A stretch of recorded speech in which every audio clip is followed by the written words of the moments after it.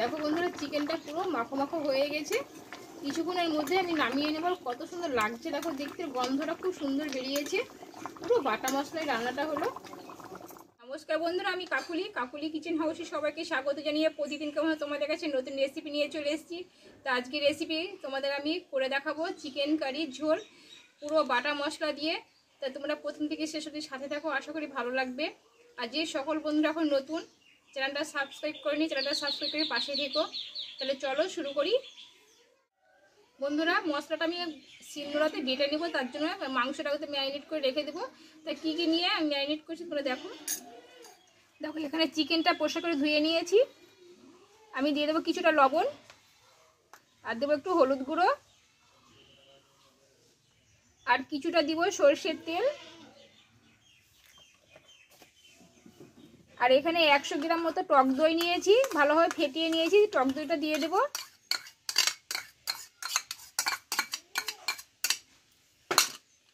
দিয়ে ভালোভাবে ম্যারিনেট করে নেব।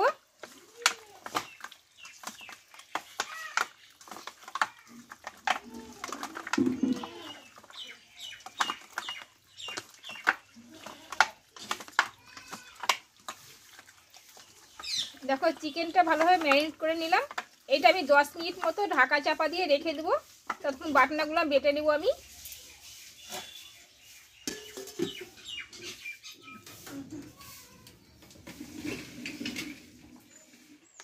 বন্ধুরা, বাটনাগুলো আমি বেটে নিয়েছি। দেখো এখানে কিছুটা 1 চামচ মতো আমি জিরে বেটে নিয়েছি, সাদা গোটা জিরে।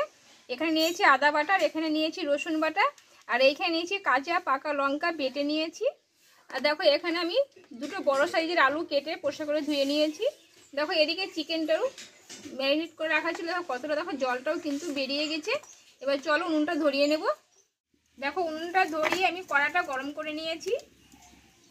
এই কড়াইয়ে কিছুটা সরষের তেল দিয়ে আলুগুলা কষে নেব।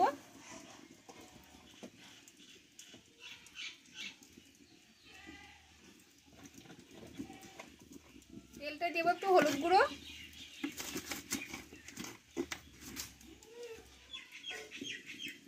এবার কেটে ধুয়ে রাখা আলুগুলো দিয়ে দেবো।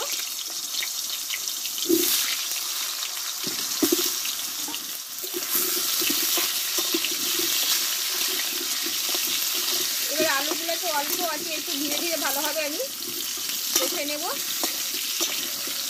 যেহেতু আলুর সাইজটা মোটা করে রেখেছি।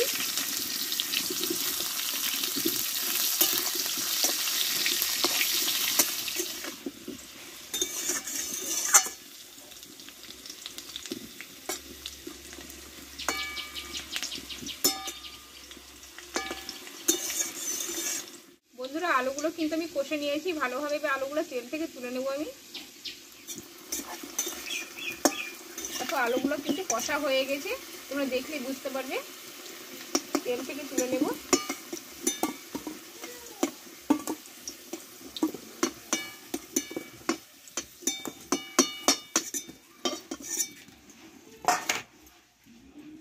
এই কড়াই আমি আর একটু তেল দিয়ে দেবো, সরষের তেল।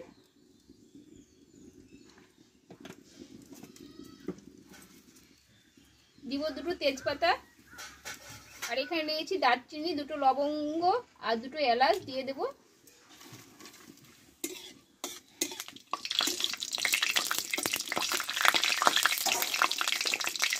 ফোড়নটা কিন্তু ভাজা হয়ে গেছে।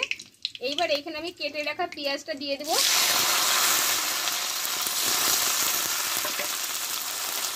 দিয়ে পেঁয়াজটা ভালোভাবে ভেজে নেব।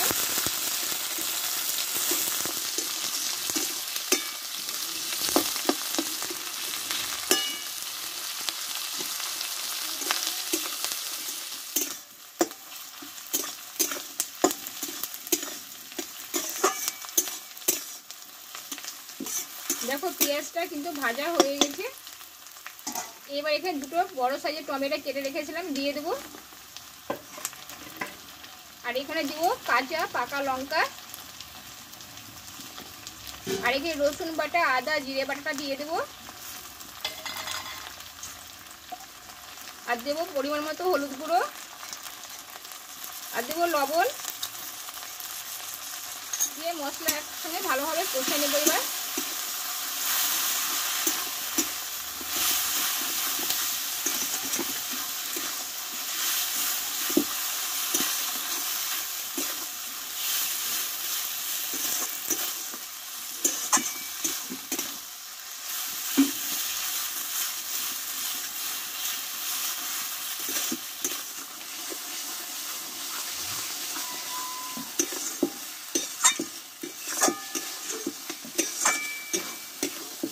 বন্ধুরা মশলাটা কিন্তু আমার কষা হয়ে এসেছে।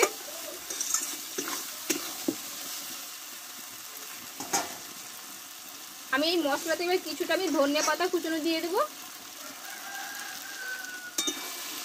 একসঙ্গে মশলার সঙ্গে ভালোভাবে একটু কষে নেব।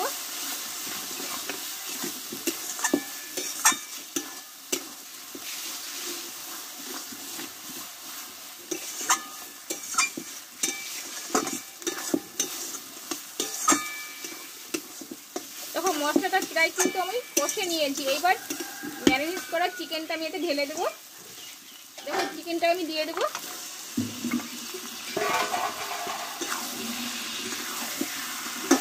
দিয়ে মশলার সঙ্গে ভালোভাবে কষতে থাকবো আমি।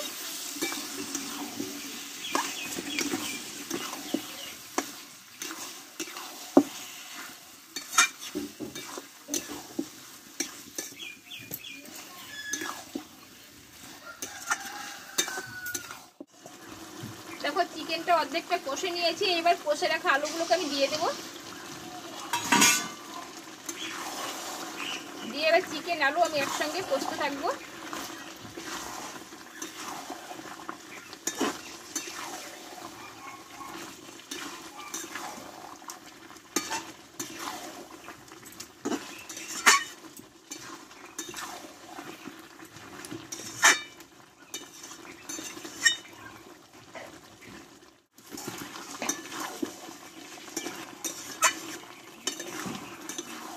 দেখো বন্ধুরা বাটা মশলায় রান্নাটা কত সুন্দর কালারটা এসছে, দেখো তোমরা দেখলেই বুঝতে পারবে।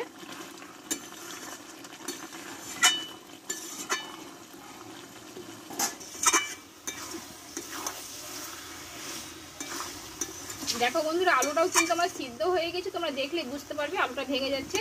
আর চিকেনটাও কিন্তু আমার কষা হয়ে গেছে, যেহেতু তলে লেগে যাচ্ছে। যখনই বুঝবে যে তলে লেগে যাচ্ছে মশলার সঙ্গে, তখনই জানবে যে চিকেনটা পুরোপুরি রেডি হয়ে গেছে কষা। এবার আমি জল দিয়ে দেবো। এখানে আমি গরম জল দেবো, তোমরা ঠান্ডা জলে দিতে পারো।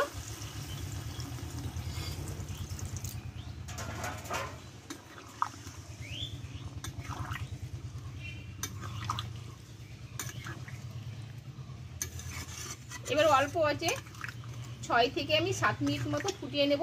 আর এই পাতাগুলো তুলে নেব, আর কোনো কাজ নাই।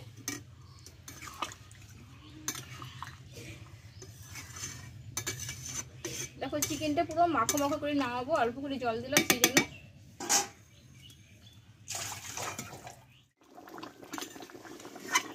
দেখো বন্ধুরা চিকেনটা পুরো মাখো মাখো হয়ে গেছে। কিছুক্ষণের মধ্যে আমি নামিয়ে নেব। কত সুন্দর লাগছে দেখো দেখতে, গন্ধটা খুব সুন্দর বেরিয়েছে। পুরো বাটা মশলায় রান্নাটা হলো। বন্ধুরা আমার চিকেনটা হয়ে গেছে। এবার একটু গরম মশলার গুঁড়ো দিয়ে আমি নামিয়ে নেব। দেখো এখানে হাফ চামচ মতো নিয়েছি গরম মশলার গুঁড়ো।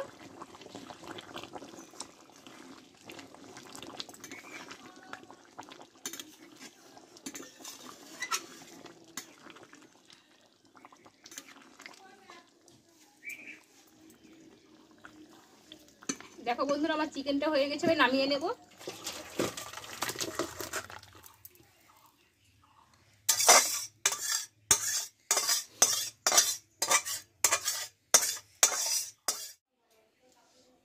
বন্ধুরা তাহলে চিকেনের ঝোলটা আমার হয়ে গেল সম্পূর্ণ বাটা মশলা দিয়ে, কোনো রকম গরম মশলা ছাড়াই, মাটির উনানে। তা তোমরাও বাড়িতে একবার ট্রাই করতে পারো।